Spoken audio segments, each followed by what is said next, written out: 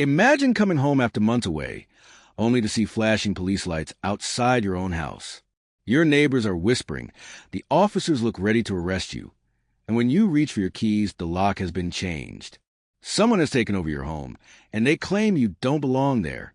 I pulled into the street just as the last sunbeam folded into the horizon.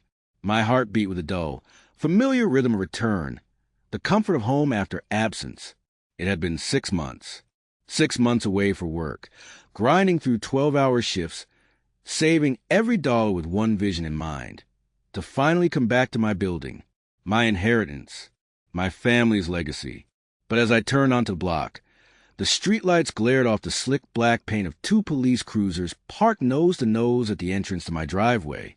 Their lights weren't spinning, but their presence was enough to make my chest tighten. 2 officers stood at the base of the steps that led to my door, as if they were gatekeepers to something I already owned. I slowed the car, rolled down the window. "Evening, officers," I said cautiously. "Everything all right?" They exchanged a glance before one stepped forward, resting a hand on his holster. "Sir, we've had reports of a suspicious vehicle circling this neighborhood." His eyes slid down the length of my car, then back up at me. "Care to tell us what business you have here?" The words didn't register at first. Suspicious vehicle? Business here? My jaw flexed. "I live here," I said finally, my voice steady. "This is my property." The second officer snorted under his breath, as if I'd told a joke. "You live here?"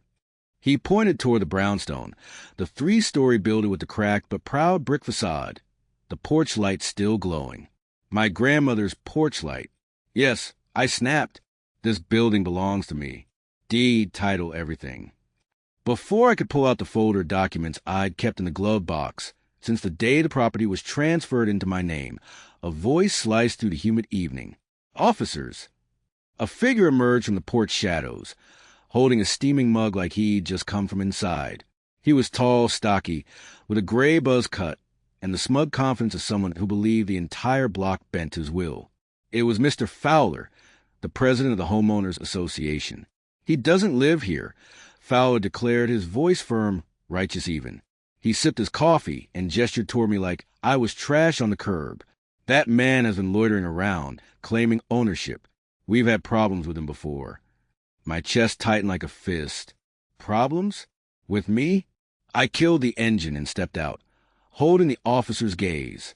I've never had a problem until this moment. This is my building. My grandmother raised 3 generations of us in there. You're standing on my porch. Fowler gave a slow, rehearsed shake of the head. "That's impossible. The family that used to live here moved away months ago.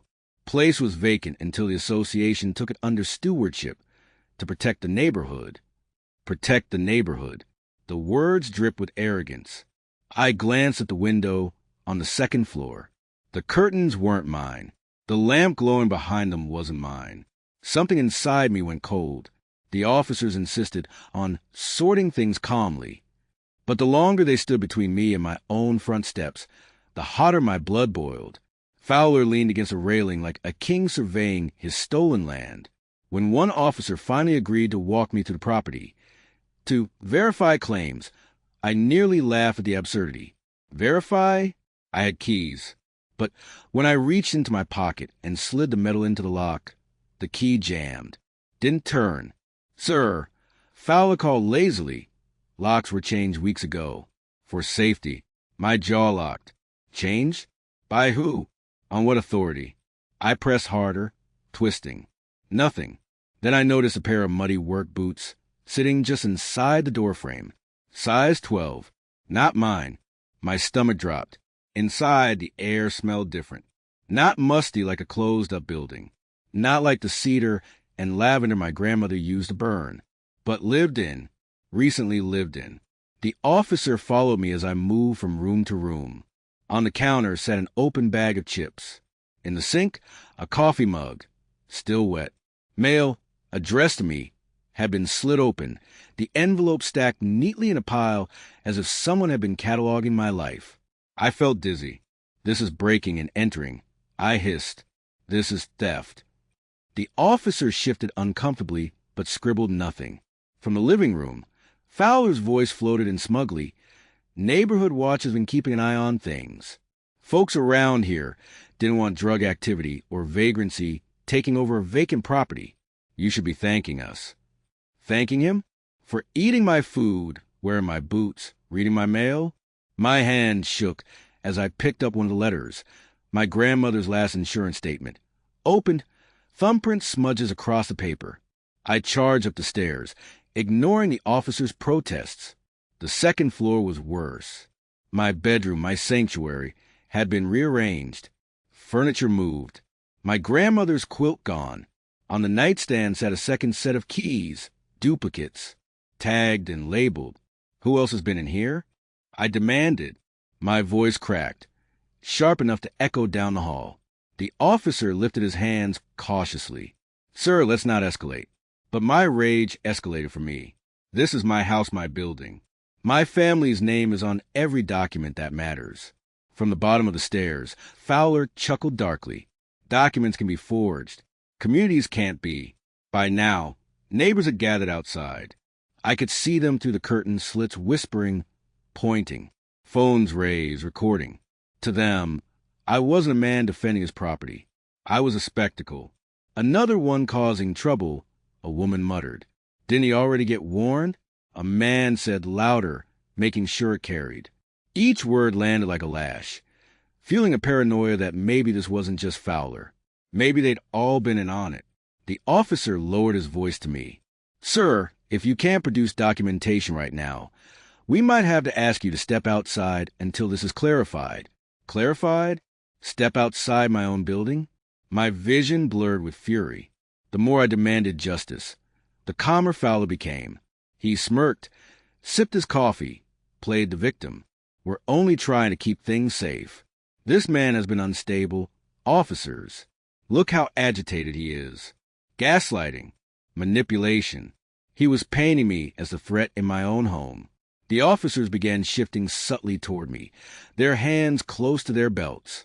I realized with a sudden chill how easily this could flip, how quickly I could become the suspect.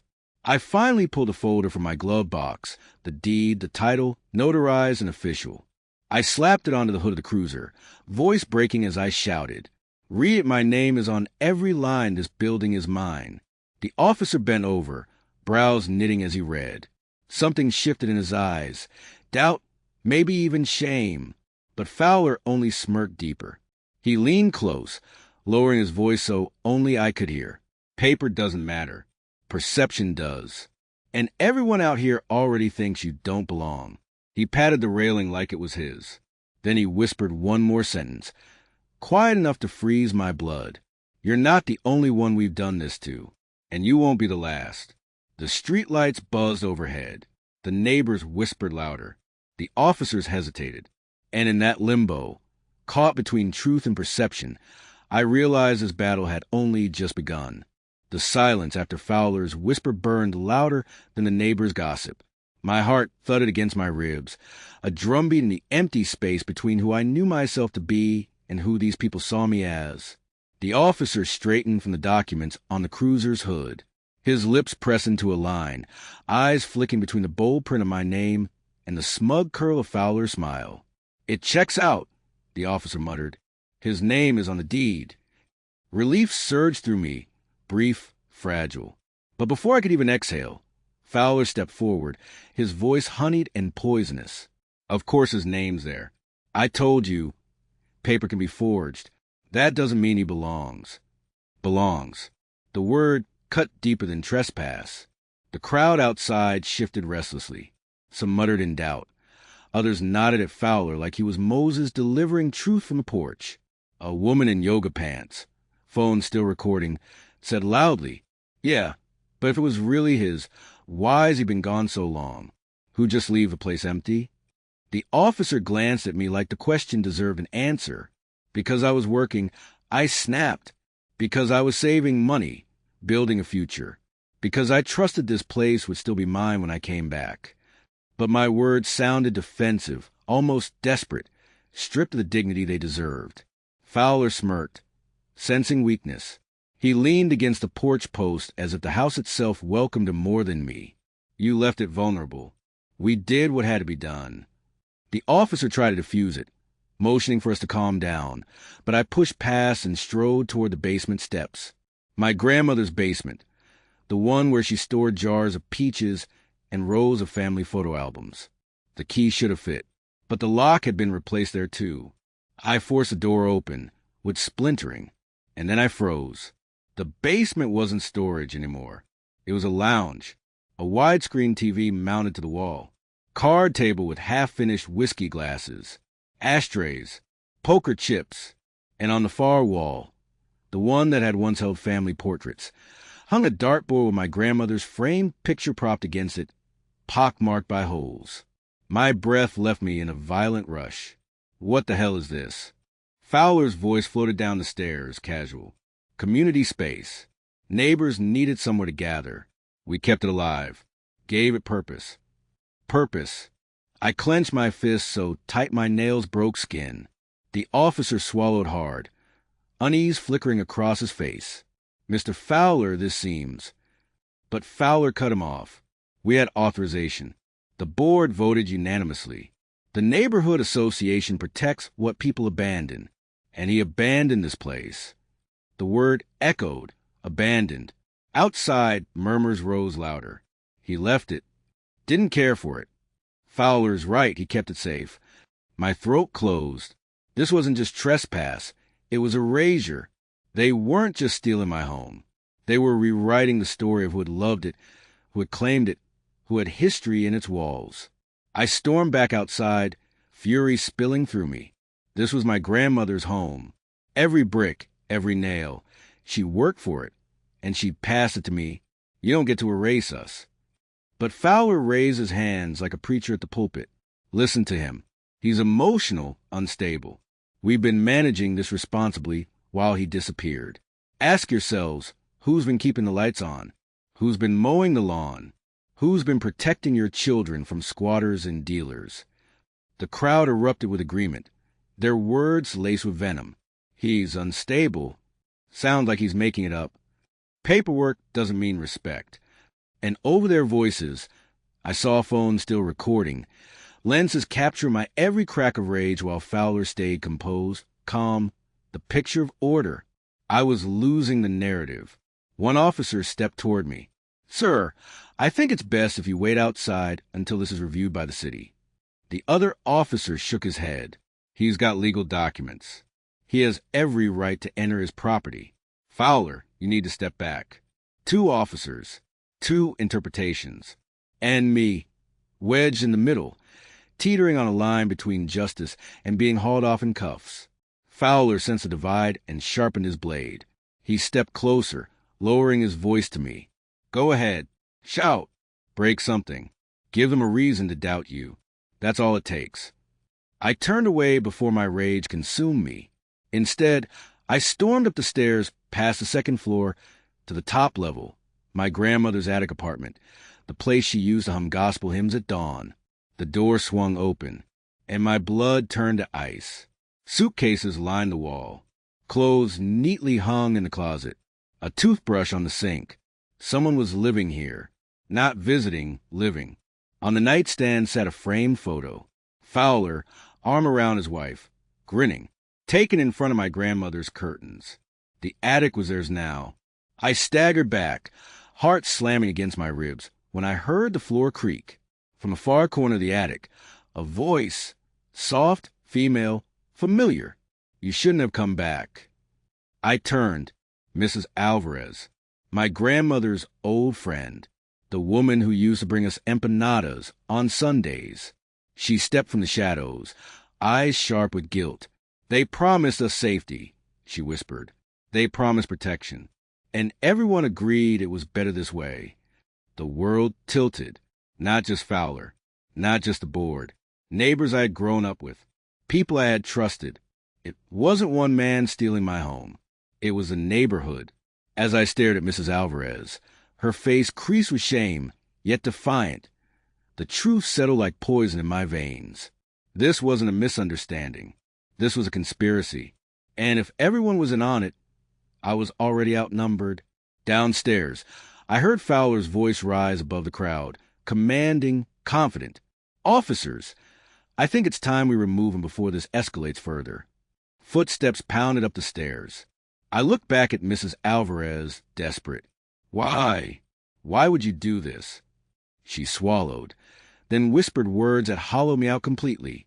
Because you were never supposed to come back. The attic door burst open. The officers filled the frame. Fowler's shadow stretched long behind them. And for the first time, I realized this battle wasn't about property. It was about survival. The officers' boots thundered on the attic floorboards. Their presence was supposed to mean order, but the way they filled the doorway made it feel like a cage tightening around me. Fowler stood just behind them, a silhouette framed in the glow from a hall light.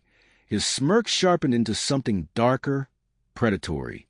Mrs. Alvarez's words echoed, poisoning every breath I drew. Because you were never supposed to come back. Sir, the taller officer said firmly, you need to come downstairs now.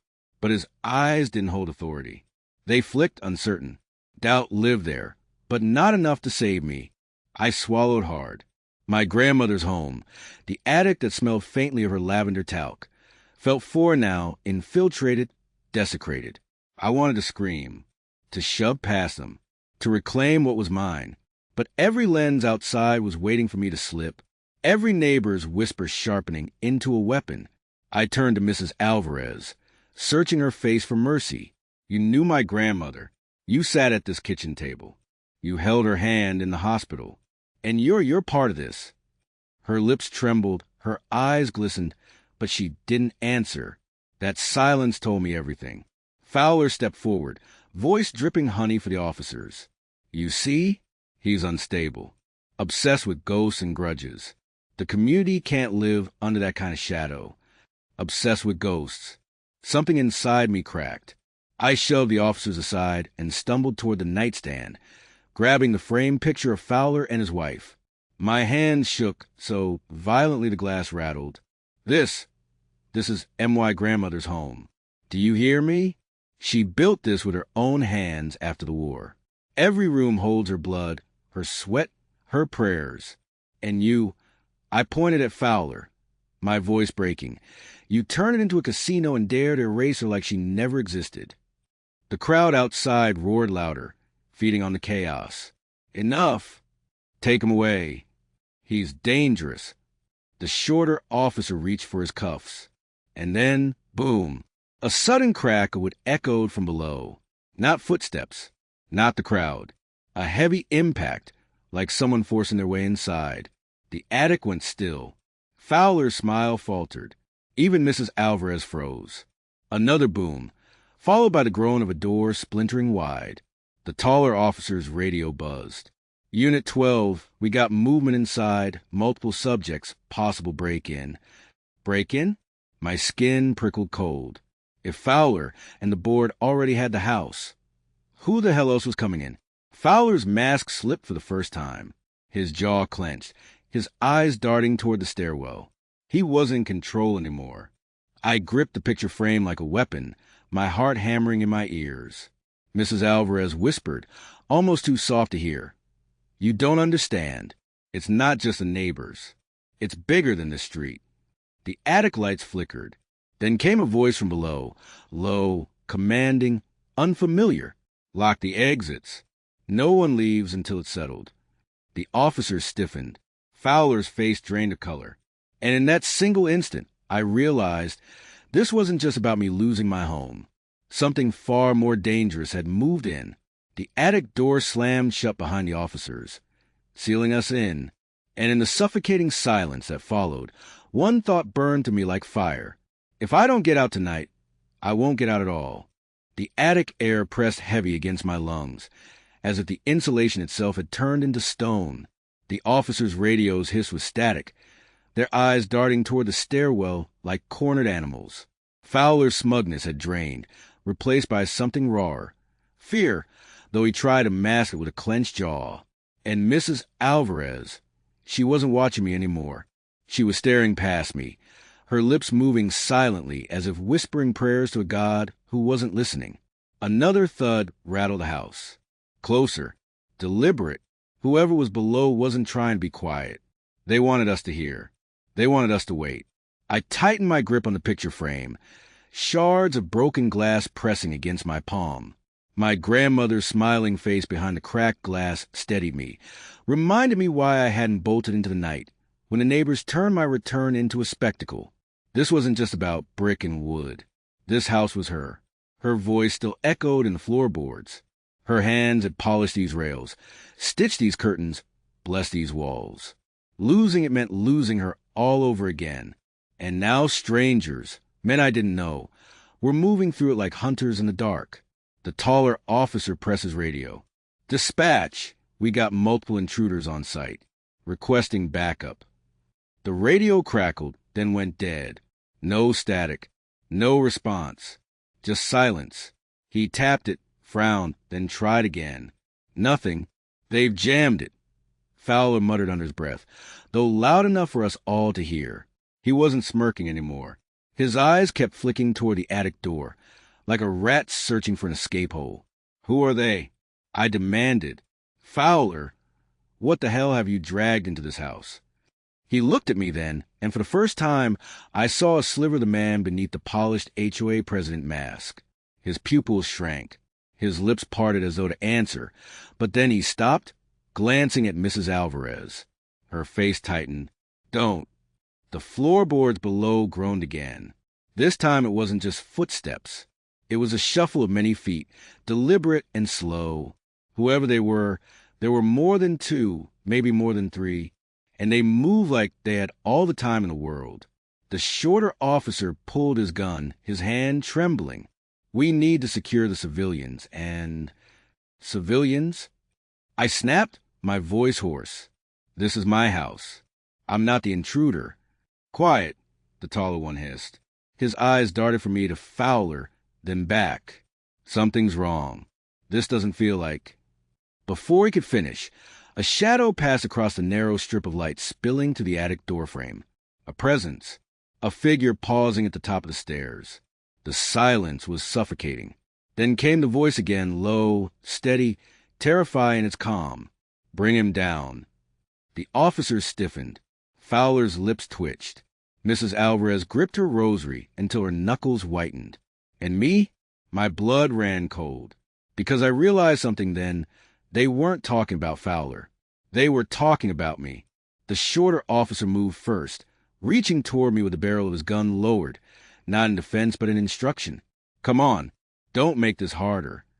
I stepped back, my shoulder hitting the slanted wall of the attic. "You don't even know who they are." I hissed. "You're just handing me over?" His jaw flexed. "Better them than us." That cut deeper than a blade. The taller officer, less sure, more human, hesitated. "We don't know what's going on. Maybe we should..." A sharp bang interrupted him. Not from inside the house this time. From outside, a car door slamming, voices shouting. Neighbors. More bystanders.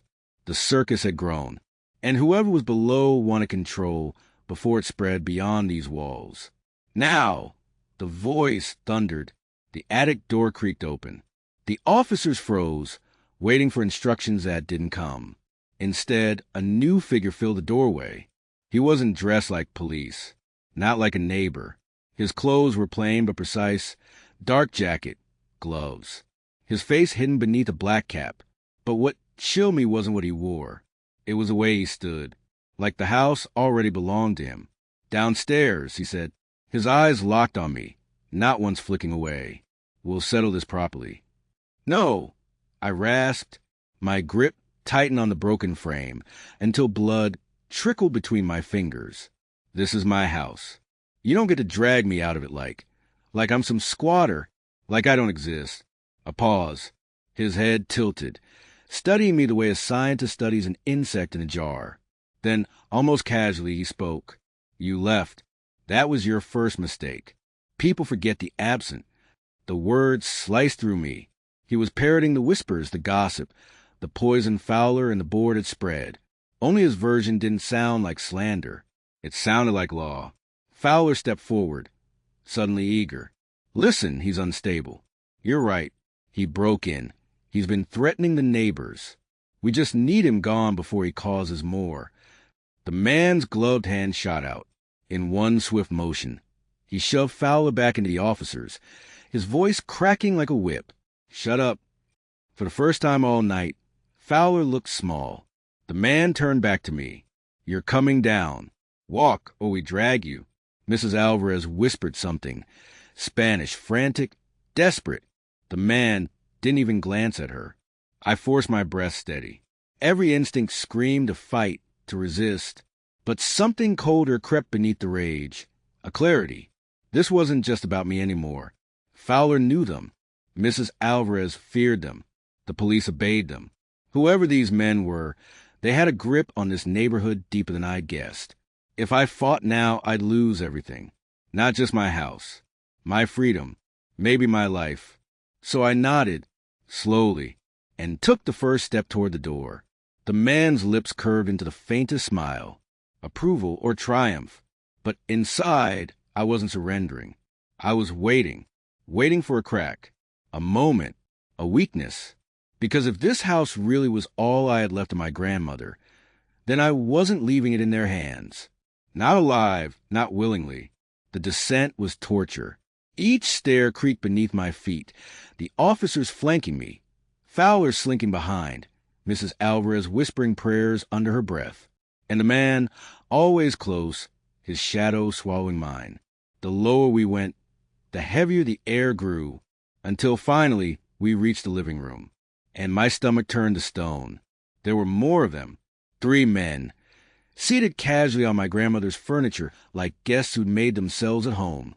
One sipped from a glass of my water. Another leafed through my grandmother's Bible, thumbing the pages with careless fingers.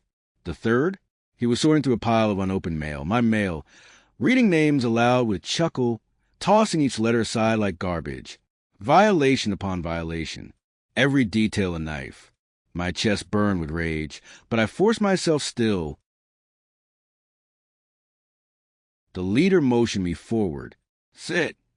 I didn't. "Who are you?" I demanded. "What do you want from me?" For a long moment, he said nothing. Then he leaned closer, his voice dropping to a whisper meant only for me. "What we want," he said, "is what we already have. This house, this block, this street. You were never supposed to come back. And now that you have..." He let the silence stretch. Smiling faintly, he finished. "We'll make sure you regret it." The neighbors outside had gone quiet, sensing the shift. The police officers exchanged nervous glances, but didn't move. Fowler hovered near the wall, torn between fear and loyalty. And Mrs. Alvarez, her eyes finally met mine, glistening with a truth she couldn't speak. I knew then, whatever was happening, it was bigger than me, bigger than my grandmother's house. This was a web, a system, and I had stepped straight into its jaws. The leader leaned back, satisfied with my silence. "Good," he murmured. "He understands." But he was wrong. I wasn't broken. Not yet. I was counting the cracks, waiting for the moment, because if this was their game, I was ready to burn the whole board. And as I sat there, the room spinning with whispers, with eyes, with the suffocating weight of stolen power, a new sound rose. Not outside, not above, from inside the walls. A faint scratching, a hollow thump, then another. The men froze, exchanging glances. The leader's smile faltered. And in that moment, one truth cut through the suffocating dread. They weren't the only ones in my grandmother's house tonight. Something else was here, something they hadn't planned for. And as the scratching grew louder, closer, crawling from the very bones of the house, the lights went out. The blackout hit like a gut punch. 1 second. The smug faces and gloved hands were illuminated in the warm glow of my grandmother's living room. The next, nothing, just darkness so thick I could taste the dust in the air. For a heartbeat, the room was silent. No movement, no breath, just the scratching in the walls. Then chaos broke loose. Someone cursed. Another stumbled over a chair. The officers' radios buzzed uselessly in the dark, crackling static like whispers from another world. Fowler let out a strangled cry, high, panicked, pathetic, and Mrs. Alvarez gasped so sharply it cut through everything else. But beneath it all, the sound continued. That scratching, That hollow thump, crawling through the house like something alive. I pressed my back to the wall, clutching the shattered picture frame tight. My grandmother's face pressed cold against my palm. The glass had already cut me, but I didn't care. Pain meant I was still here, still real. Flashlights, the leader barked. His voice, steady before, was edged with something new. Unease. A beam of light sliced the dark, harsh and narrow, illuminating only what it wanted to. The man holding it swept it across the room, and for the briefest second, it landed on me. My eyes burned under its glare, but I didn't look away. I wanted them to see me, to remember that I wasn't gone. Not yet. Another thump came from behind the walls. Louder this time. Closer. The flashlight jerked toward the sound. Nothing there, just a faded wallpaper my grandmother had chosen decades ago. Roses on pale cream. A pattern I'd memorized as a child, tracing each flower with my finger while she told me bedtime stories. Now, under that thin paper, something else moved. "What the hell is that?" the shorter officer muttered, his voice shaking. "Rats." Fowler spat, too quickly. "Old house. That's all it is." But his voice betrayed him. He didn't believe it. The leader said nothing. His flashlight hovered on the wall, his jaw tight. Then, slowly, he turned the beam back toward me. "You know this house better than anyone," he said, his tone low, deliberate. "What's in the walls?" I didn't answer, because the truth was, I didn't know. This house had been my sanctuary, my inheritance, my last tether to my grandmother. But in that moment, standing in the dark with shadows shifting in places I couldn't see, I realized maybe I hadn't known at all. Maybe this house had secrets. And maybe those secrets weren't mine. The leader's patience cracked. He crossed the space in 2 strides, his flashlight beam bouncing wildly, then seized my collar in his gloved hand. The smell of leather and sweat filled my nose. "You want to play games?" he hissed. "Fine, but you'll be the one paying for them."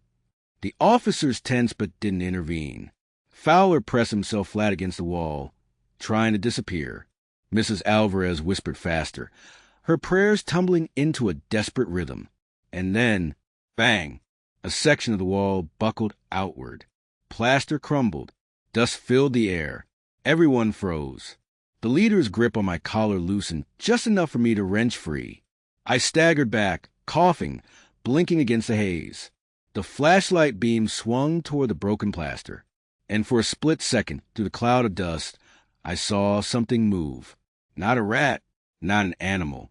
A hand, human, small, dirty, gripping the edge of the wall. And then it vanished. The room erupted. Jesus Christ, one of the men swore. What the hell was that? "Who's in here?" The leader shoved the others aside, flashlight beam jabbing at the hole.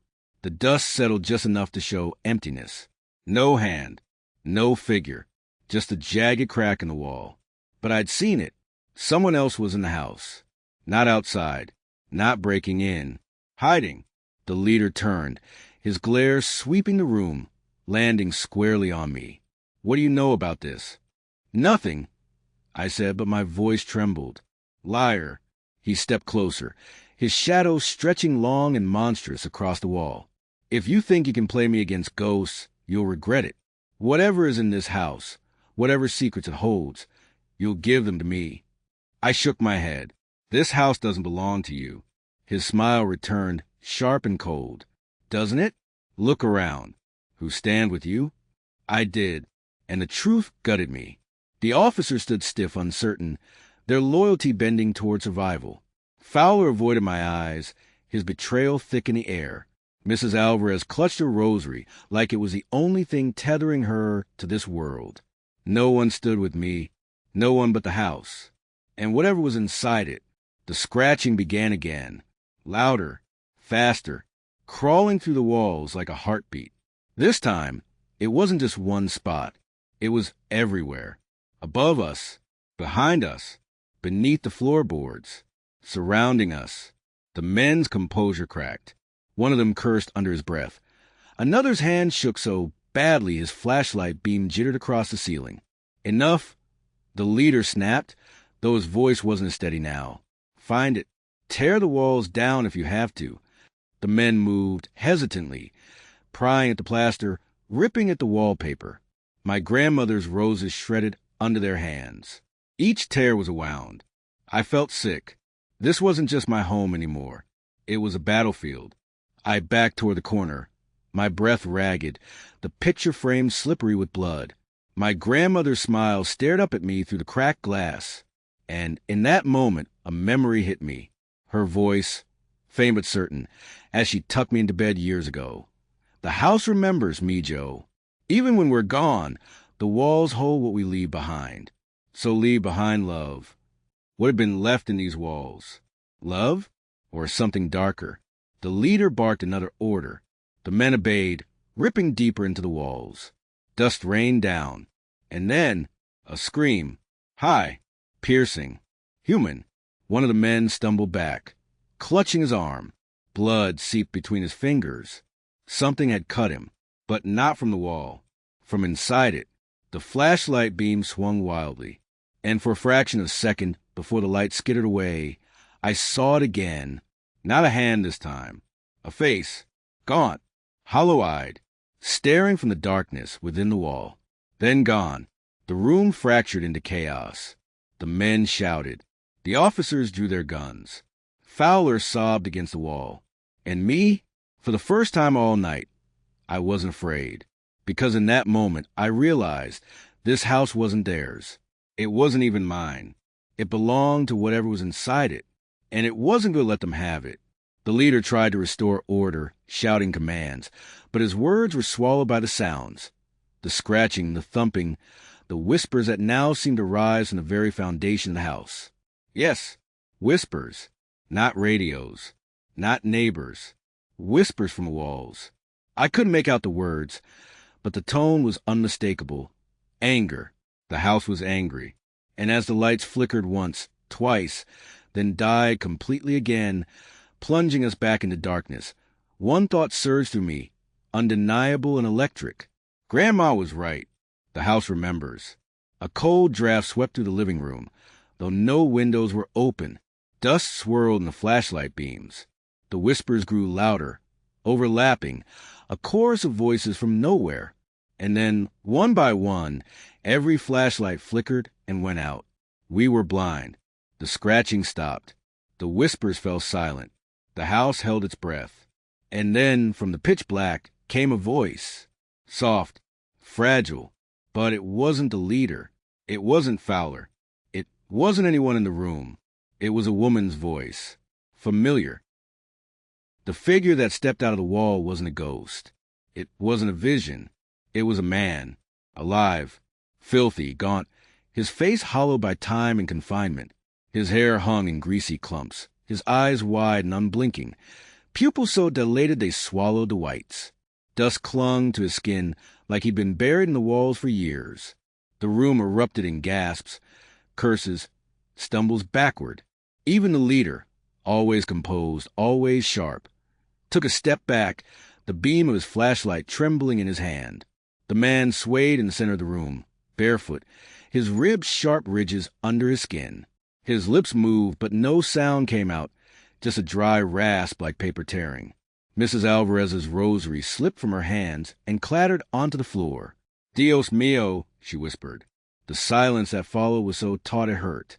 Everyone was waiting for the man to collapse, to explain himself, to prove he was real. Instead, he lifted one bony hand and pointed. At me. I couldn't breathe. The leader recovered first, snapping out of his trance with a violent command. Grab him. But no one moved. The officers stood frozen, their guns useless at their sides.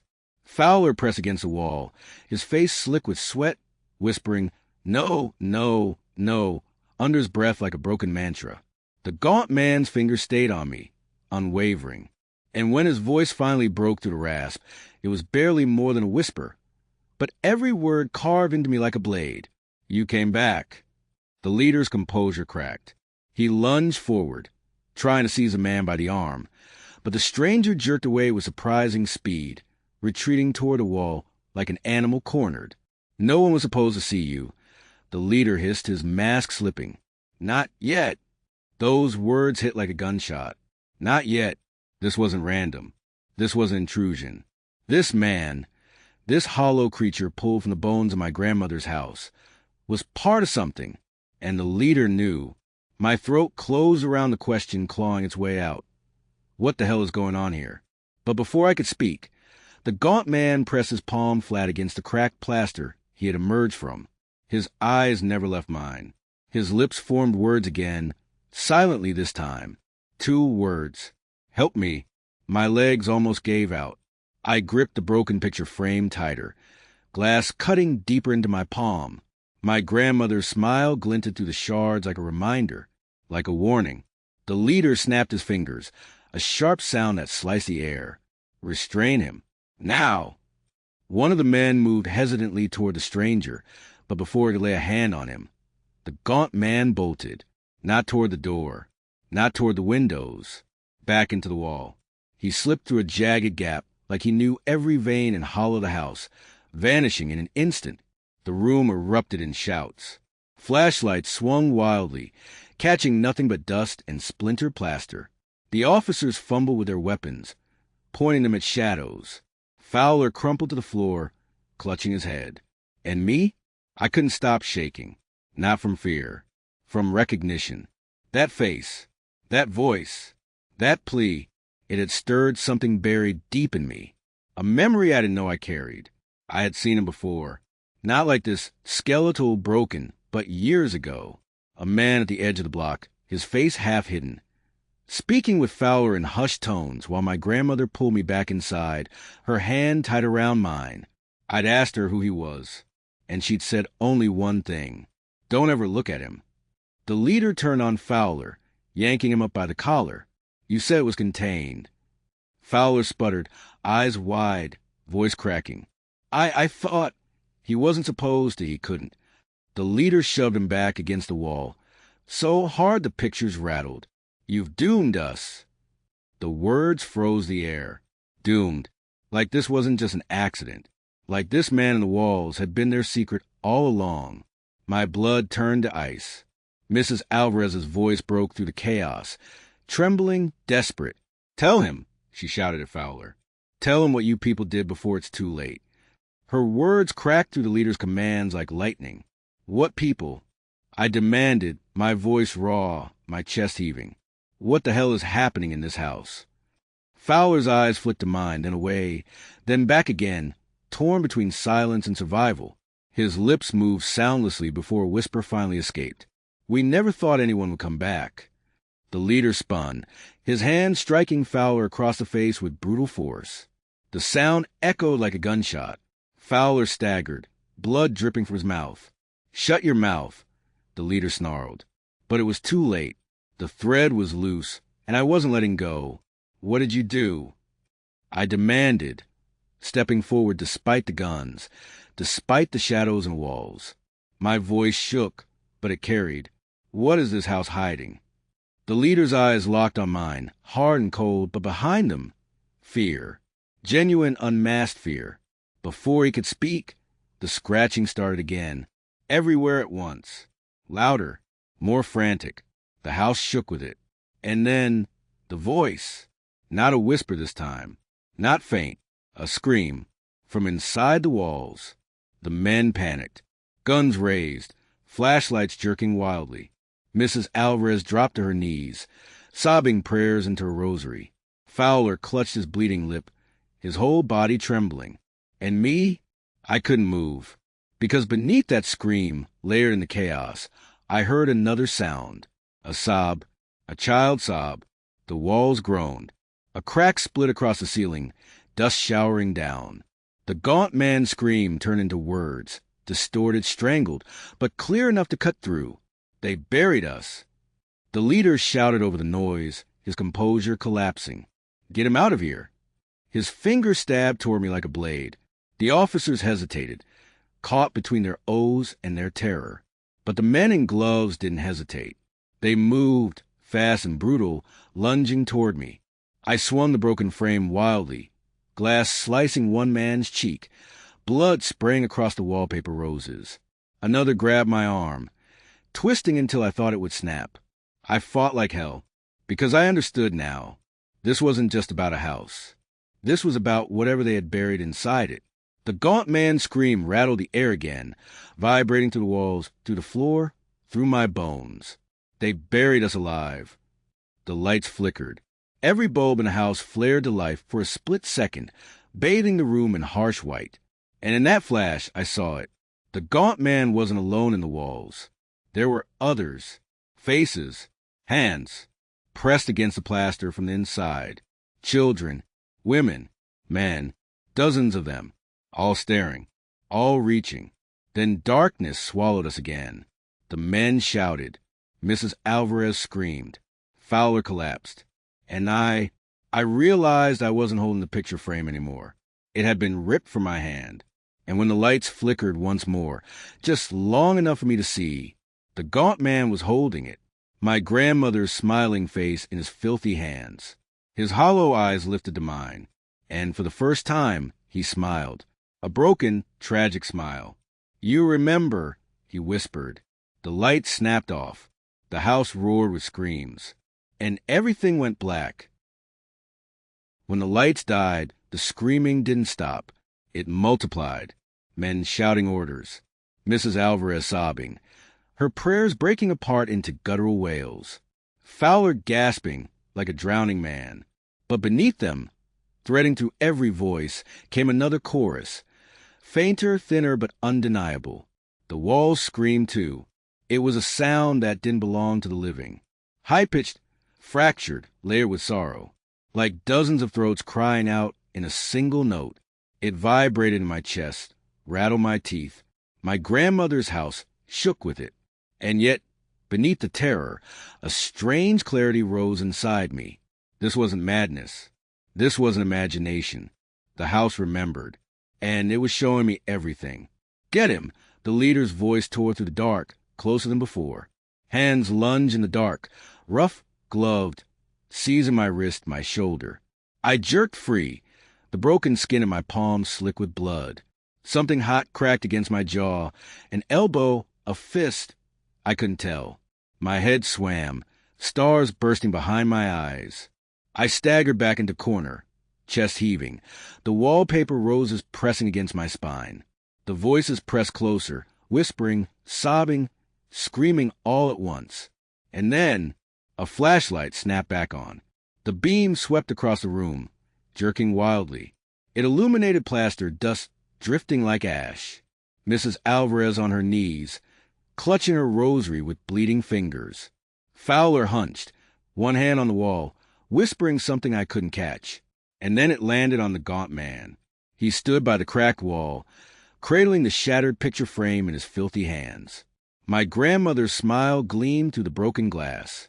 The sight ripped through me. My chest clenched so tight I couldn't breathe. He looked at me, not at the others, not at the guns aimed his way, just at me. His smile was faint, trembling, as if the act of shaping it hurt him. "You remember," he rasped. The flashlight flickered, nearly going dark, before catching again. And for the first time, I noticed something I hadn't before. Carved into gaunt man's wrist, deep scars formed a shape. Letters, 3 of them. HOA. My stomach lurched. It wasn't random. He wasn't a drifter, wasn't some mad squatter. He was branded, claimed, by them. The leader must have noticed me staring. His voice cut through the room like a blade. "Don't look at him." But I couldn't tear my eyes away. Because suddenly, everything clicked. The HOA. The files my grandmother kept locked away. The whispers of neighbors who moved without saying goodbye. The odd silence about certain houses, certain families. The phrase my grandmother had said, always in hushed tones when I was small. "Some things aren't buried in this neighborhood. They're hidden." The man in the walls wasn't a ghost. He was proof. Proof of what the HOA had been hiding all along. The leader lunged, flashlight jerking, hand snapping out toward the gaunt man. But faster than anyone thought possible, the stranger slipped back into the plaster, vanishing into the house's bones. "No!" the leader roared, slamming his fist into the wall. The plaster cracked beneath his glove. "Seal it off. Do not let him get out again." The men moved in a frenzy, tearing at wallpaper, smashing into plaster. My grandmother's roses shredded under their hands. The house moaned as though it felt every wound. And then the whispers changed. They weren't screams anymore. They were words. Clear, sharp, rising in unison. Bury them. The room froze. Even the leader faltered, flashlight beam jittering across the ceiling. Bury them. The voices came from everywhere. The walls, the floor, the ceiling, the pipes. Dozens, hundreds, all chanting, all echoing. Bury them. Bury them. Bury them. The men panicked. One stumbled back so hard he crashed through the coffee table, glass splintering under him. Another dropped his flashlight, plunging half the room back into darkness. The leader tried to speak, to rally them, but his words cracked under the weight of the voices. And in the chaos, I understood, they weren't chanting for themselves. They were chanting for me. They wanted me to bury the truth, to silence it, to look away like Fowler, like Mrs. Alvarez, like everyone else in this cursed neighborhood had done. But I couldn't, because this was my grandmother's house, and she had left it to me, not as a home, as a warning. The thoughts surged hot through my veins. My fear broke like glass. No, I whispered, my voice trembling but rising. I won't bury it. The room turned. Every face, living and otherwise, seemed to twist toward me. The leader's flashlight pinned me in the corner. His eyes burned, his mask on. You don't understand what you're saying. I understand enough. My voice cracked, but I forced it louder. You hid them. You buried them. And you thought no one would remember. The leader stepped closer, fury in his eyes. This neighborhood exists because of the silence. You break that, and it all comes down. You, me, everyone. Maybe it should. The air itself seemed to tighten. The whisper swelled into a roar, then cut off in an instant, leaving only the sound of my ragged breathing. Then a creak, slow, heavy, from the ceiling above. We all froze. Another creak, louder this time. And then the ceiling split. With a thunderous crack, a section gave way, plaster, and with collapsing. Dust exploded through the room. A beam crashed down, missing Fowler by inches.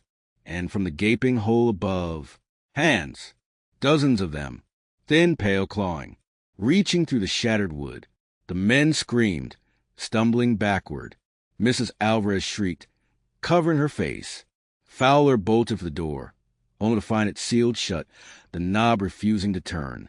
The leader shouted something, orders drowned by the chaos. His flashlight beam jerked wildly, landing again on me. You did this, he roared.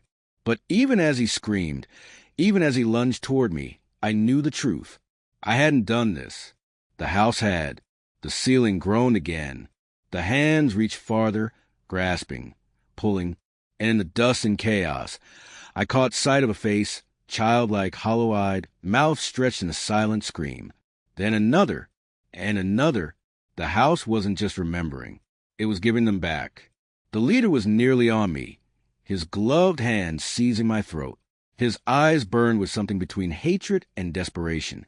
You don't understand, he spat, his voice ragged, broken now. If they get out, it's not just a neighborhood. It's everything. I clawed at his grip, gasping, then let it fall. For a heartbeat, something flickered in his eyes. Fear. And then the floor buckled. We both staggered as the boards beneath us cracked, splitting open. The sound was deafening. Mrs. Alvarez screamed. Fowler wailed, and then the floor gave way. I fell, down, into the dark. The last thing I saw was a gaunt man, his face appearing in the jagged hole of the wall, holding my grandmother's picture frame close to his chest, his eyes locked on mine. And he whispered, "Remember."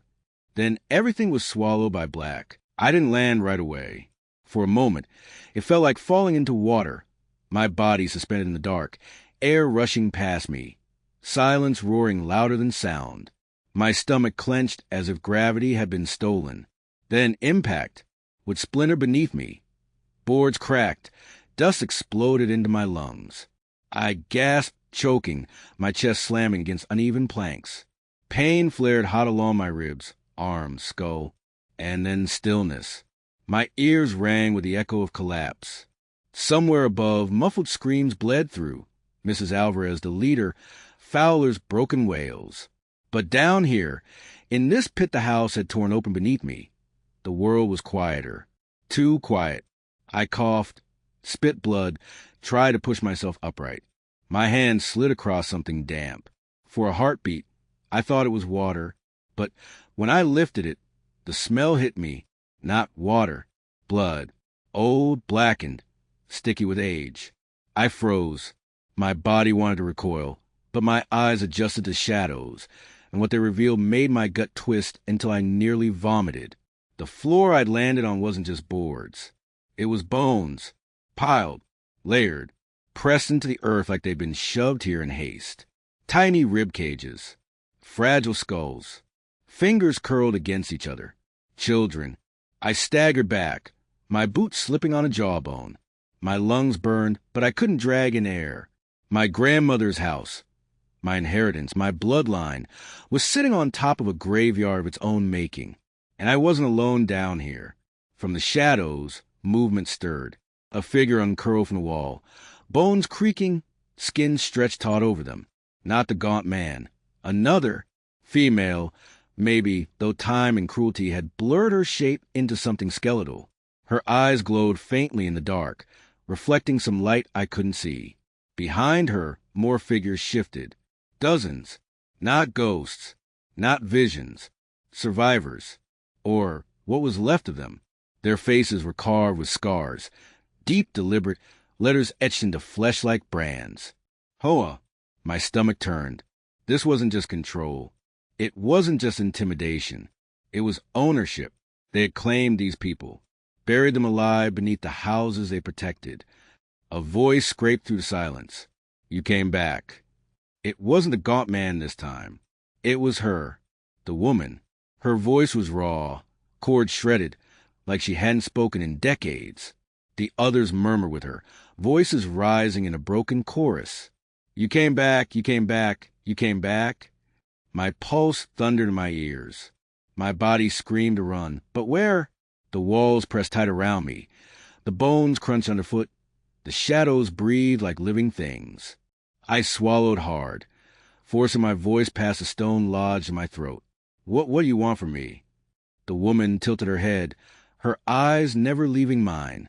To be remembered. Her hand lifted, trembling, pointing upward, through the floor to the house above. They bury, you uncover. Her words clanged inside me like church bells. My grandmother's voice echoed in memory. Some things aren't buried in this neighborhood. They're hidden. She hadn't been warning me away. She'd been preparing me. The survivors stepped closer, silent now, their eyes gleaming with something desperate. Not hunger, not malice. Hope. I pressed back against the wall, my ribs screaming, my breath ragged. I don't know how. The woman leaned closer, close enough I could see the lattice of scars across her cheek. Her whisper slid into me like a knife. You start by taking it back. Before I could respond, the ceiling above exploded with noise. Shouts, gunfire, the heavy slam of boots. The leader's voice barked orders, his fury carrying even down here. Find him. He cannot leave this house alive. The survivors flinched, shrinking into the shadows. Their whispers hissed like leaves. Hide, hide, hide. The woman gripped my wrist with surprising strength. Her hand was ice, bone sharp under skin. They will come. You choose now. Hide or fight. My throat closed. My body wanted to crumple, to sink into these bones and vanish. But another memory cut through. My grandmother, her hand steady on mine, as she passed me the keys to this house. Her voice, soft but unyielding. It's yours now. Protect it. My chest tightened. For the first time since stepping into this nightmare, I felt something besides terror. Anger. I'm not hiding. I whispered. The woman's hollow eyes seemed to glint. Approval, maybe, or relief. She released me, melting back into the wall like smoke. One by one. The others followed, vanishing until I was alone again in the dark. Except I wasn't. Footsteps pounded above, closer. The leader's voice barked. Check the basement. Now! My heart kicked into overdrive. I scanned the space, searching for escape, for anything. My flashlight, miraculously unbroken, flickered weakly in my hand. Its beam landed on something jutting from the bone pile. Metal. A box. I scrambled toward it, pulling Bones aside until I could drag it free. Heavy, rusted, locked with a clasp that had been broken long ago. My hands trembled as I pried it open. Inside, papers, faded, stained, but legible. Deeds, ledgers, names, dates, and photos. Dozens of black and white snapshots of families. Smiling, standing proud in front of houses just like mine, except each photo was crossed out in red ink and scrawled across the top page in handwriting that made my skin crawl. Property of the Homeowners Association. My stomach heaved. This was it. Proof. Everything they'd buried. Everything my grandmother must have hidden but never destroyed. The door above creaked. Light cut through the dark as it opened. Footsteps pounding down the stairs. I snapped the box shut, clutching to my chest, and ducked behind a beam just as flashlights sliced across the basement. "He's down here," a voice shouted. My grip tightened on the box. My pulse hammered. I knew one thing now. They weren't just trying to take my house. They were trying to bury the truth, and I wasn't going to let them. The beams of light closed in, shadows jerking across the walls. I pressed into the dark, clutching the box so hard the edges cut into my ribs. My grandmother's picture flickered in memory. The smile, the warning in her eyes.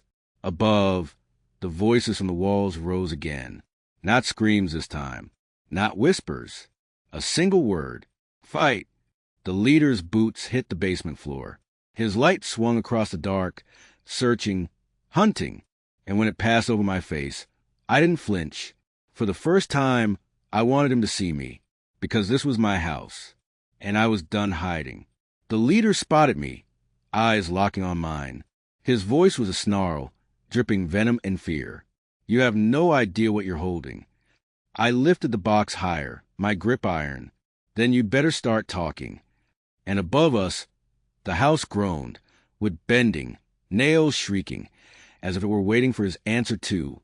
The leader's flashlight burned into my eyes, but I didn't look away.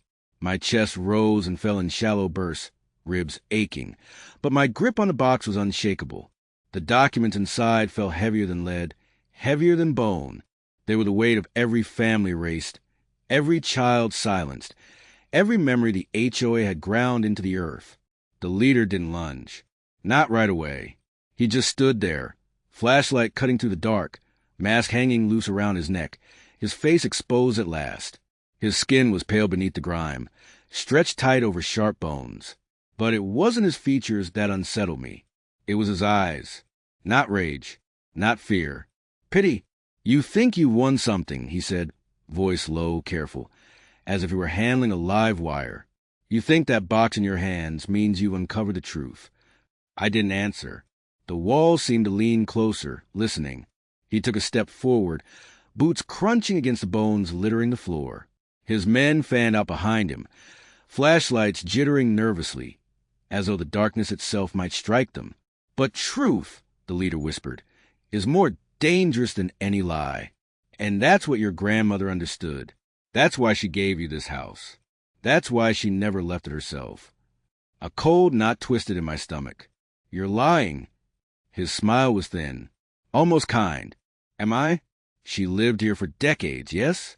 She never fled, never exposed us. She played her role. She buried what needed burying. Do you think that was because she was afraid?" I shook my head, clutching the box tighter. "She wasn't afraid of you." The leader's eyes sharpened. "No, she was afraid of what happens when the truth gets out." The word struck like a hook. I didn't want to believe him, but my grandmother's silence, her endless warnings but never revelations, gnawed at me. Why hadn't she spoken? Why had she let me inherit this? The leader saw the hesitation flicker across my face.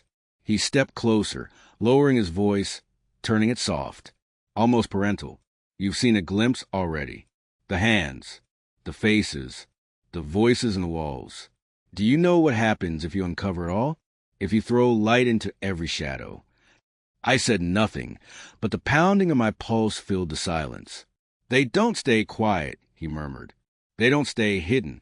You pull them up, and they will drag you down. They will drag everyone down. Behind him, one of his men shifted uneasily. The leader didn't turn. His gaze was locked on mine, as if the entire room had narrowed to just the two of us. You think exposing us frees them? No, it unleashes them. His smile widened, thin and bleak. The dead don't want justice. They want company. The words crawled over my skin. My grandmother's whispers echoed again in memory. Some things aren't buried. They're hidden. Had she meant hidden for protection? I shook my head, forcing air into my lungs. You're twisting it. You're afraid of being exposed.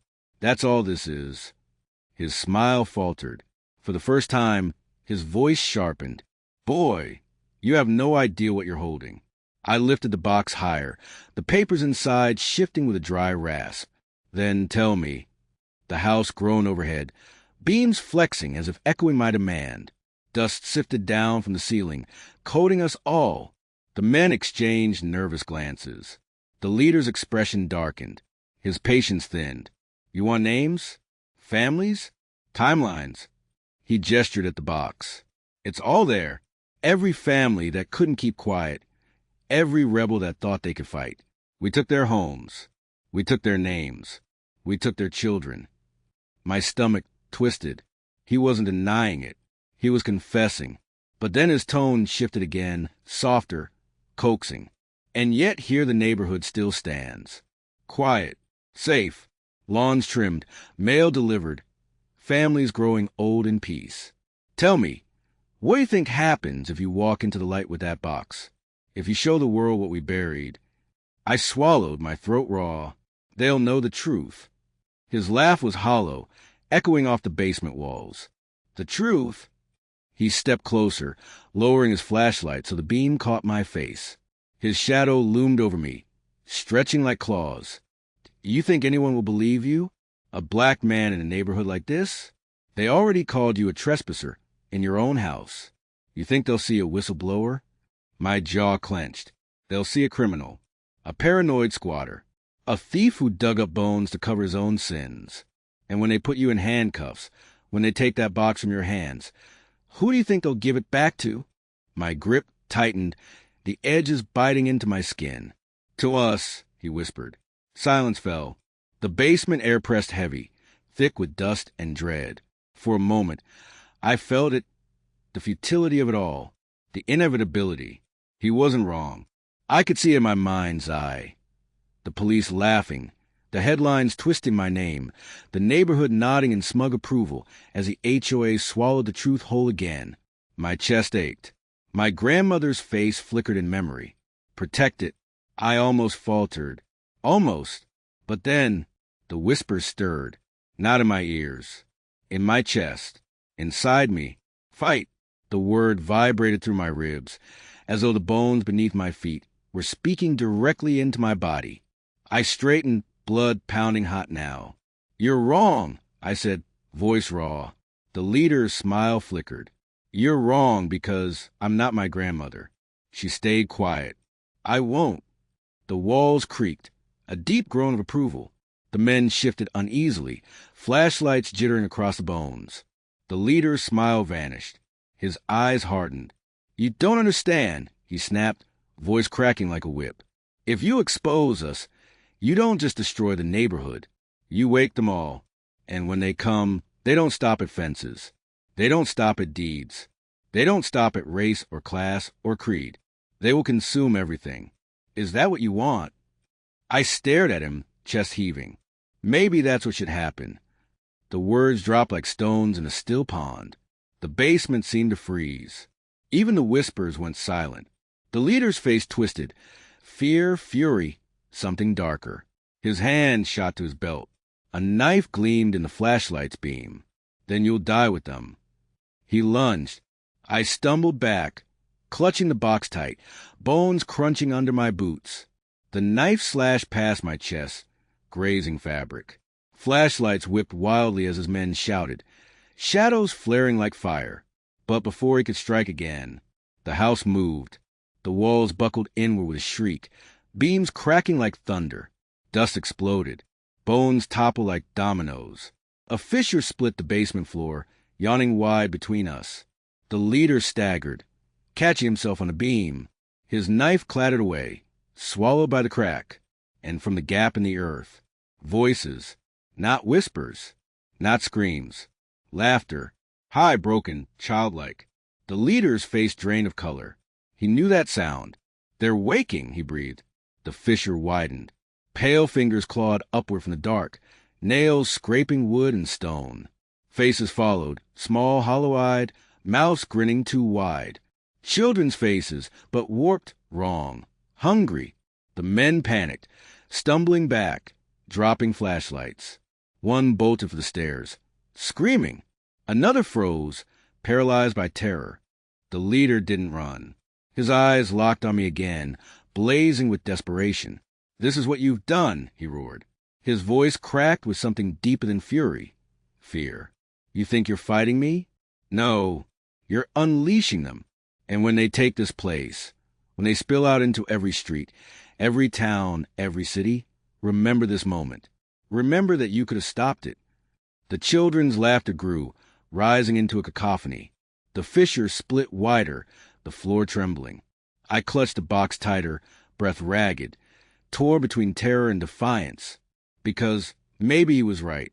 Maybe the truth was more dangerous than the lies. But it was mine now, and I wasn't letting it go.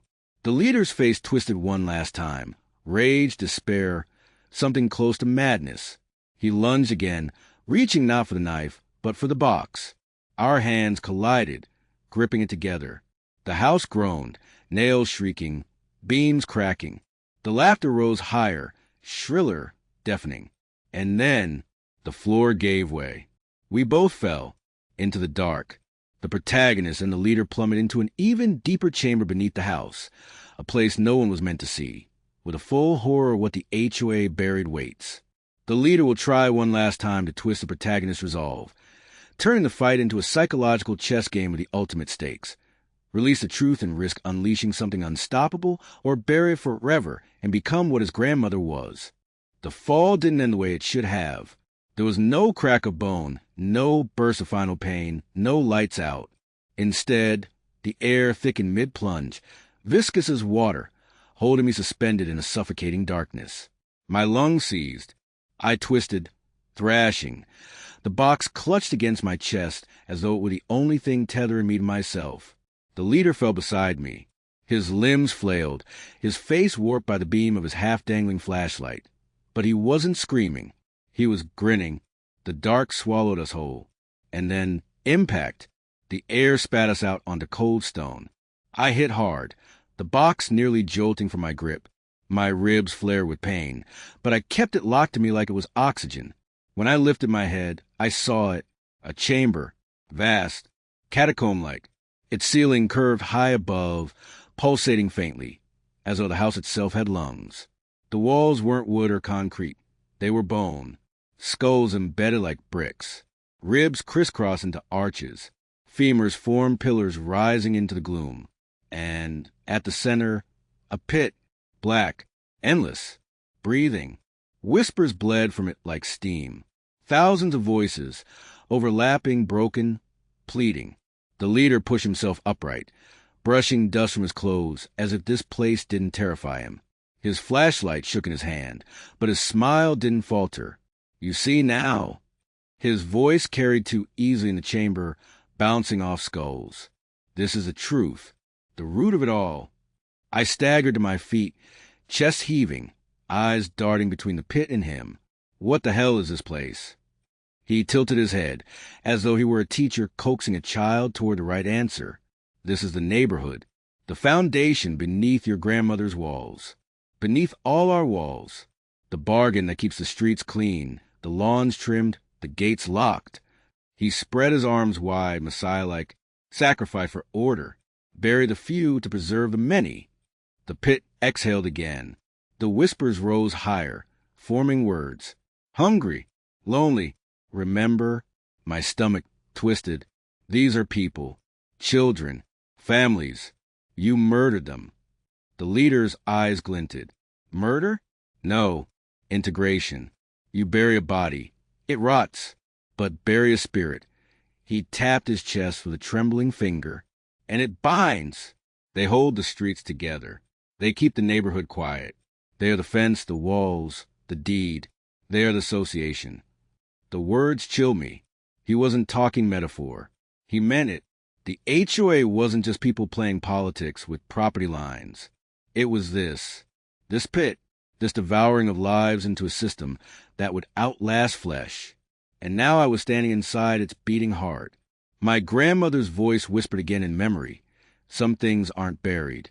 They're hidden. And I realized she hadn't meant the bones. She'd meant this bargain. This pit. The leader stepped closer, lowering his voice smooth, coaxing. You think we forced her silence? No. She chose it. She saw what happens when the bargain is broken. She saw the hunger beneath the boards. She loved you, boy. She kept you safe by keeping quiet. His words slid under my skin, curling there, itching. Was that why she never spoke? Why she passed the house to me without explanation? The pit groaned again. The skulls in the walls shuddered, teeth chattering in grotesque unison. I clutched the box tighter. She wanted me to end this. The leader's smile sharpened. No, she wanted you to inherit it. The words landed like a stone in my chest. He gestured at the pit, eyes fever bright. You think this place rejects you? No, it called you back. It called her, too. That's what you don't understand, boy. Ownership isn't just legal. It's blood. This house chose you because your grandmother fed it, tended it, kept its hunger quiet. You're next. That's why you came back. I shook my head, fury cutting through the dread. I came back to take it back, to end what you started. The leader laughed, broken and raw. His flashlight swung toward the pit, where pale hands now clawed at the edge, dragging bodies upward. Small forms, children with hollow eyes and gaping mouths. Their laughter was sharp as glass. You can't end this, he said. You can only join it, or feed it. The first child pulled free of the pit, head snapping toward me. Its mouth stretched impossibly wide, teeth jagged. A whisper burst from its lips. O-W-N-E-R. Dozens more followed, crawling, dragging, climbing. Their eyes glowed faintly in the dark, reflecting me, not the leader. Me. The leader stepped back, hands raised. See? They've chosen. No. I whispered, breath ragged. They're not choosing. They're starving. The box in my arms fell hotter, pulsing with the house's groans. I yanked it open. Pages fluttered in the stale wind. Deeds, ledgers, names. Every erased life. Every buried family. The children froze, eyes fixed on the papers. Their whispers rose, not hungry now but yearning. Names. Names. Remember us. The leader's face twisted. Don't you dare. He lunged, but I stepped back, lifting the papers high. My voice cracked but carried. I remember you. The chamber shuddered. Dust rained from the ceiling. The walls howled. The names on the papers glowed faintly, searing into my eyes.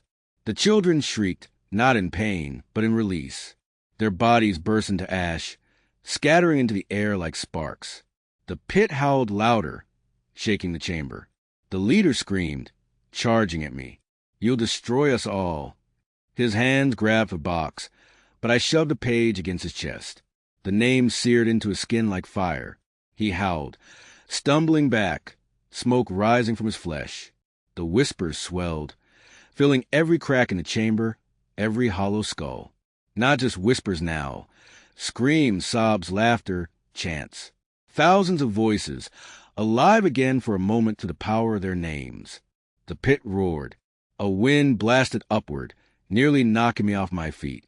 The house above groaned, walls splitting, foundation cracking. The leader staggered, face twisted with fury and fear. You fool! You think freedom is what they want? No, they want company. They'll never stop. And he wasn't wrong. The whispers had changed. Hungry again, desperate, reaching. Hands clawed at my clothes, at my skin, pulling me toward the pit. The box slipped, pages tearing free, swirling in the wind. The names glowed brighter, burning like embers in the dark. I screamed into the storm. Then, "Take me, not them!" The chamber convulsed. The hands froze. The whispers fell silent. The leader's eyes widened, horror cutting through his madness. "No, you can't. You don't know what it means." The pit roared. Hands yanked me downward. My body lifted, suspended in the storm. The papers swirled like wings around me, names chanting themselves into the air. The leader lunged again, clawing at me. His hand caught my wrist. "If you do this, you become me. You become her. You don't save them. You replace them." The voices swelled again, louder, demanding, "Choose, choose, choose." My grandmother's face flashed in memory. Her warning, her silence, her fear. I saw it now. Her entire life spent feeding the pit, holding the bargain. That was why she never left, why she never spoke. She hadn't been free. She'd been bound. And now it wanted me. The leader's grip tightened, eyes wild. "Give it to me instead. Let me carry it. I've carried it this long. I can bear it." For the first time, I saw it. His desperation wasn't just for power. It was survival. He was bound, too. This pit had his soul on a leash. He couldn't let me take it, because it meant release for him. He would be nothing without it. I looked into his frantic eyes and whispered, "Then be nothing." And I let go. The pit swallowed me. It wasn't falling. It wasn't drowning. It was becoming. The name seared into me, burning into my skin, my bones, my blood. Every whisper roared inside my skull, every memory flooding through me at once. Children crying, mothers begging, fathers raging, families erased. I was their vessel now, their memory, their owner. The pit's hunger pressed into me, demanding I feed it, demanding I bind myself to its bargain. But I clutched one thought tighter than all the rest: no more silence. I screamed into the dark, a sound that wasn't just mine, but thousands of voices braided together. The pit recoiled. The chamber cracked. The house above shrieked as though torn apart from the inside. And then light, blinding, burning, endless. When my eyes opened, I was standing in the street outside. The house was gone. Nothing but a crater remained, smoking, silent. Neighbors stood frozen on their lawns, mouths open, eyes wide. Police lights flickered red and blue against their faces. And every single one of them was staring at me, because the box was still in my arms. And etched into my skin, glowing faintly in the night, were the names. Thousands of them. The leader was nowhere. The house was gone. But the whispers hadn't left. They were inside me now. And as I looked up at the rows of perfect houses, manicured lawns, smiling mailboxes, I heard them whispering their hunger again. More, more, more. The neighbors flinched as though they'd heard it too. And I realized this wasn't the end. The pit wasn't buried. It was walking. I tightened my grip on the box, the voices swelling in my chest, and whispered back to them. "Then let's begin. Imagine standing in his shoes. The house that held your family's soul is now a prison of whispers. You can either take the curse into yourself and free the trapped souls, or bury the truth forever and let the hunger grow in silence. What would you choose? Comment your theory below. I'll be reading every single one. And if you're hooked, smash that like button and subscribe, because the real horror hasn't even started yet.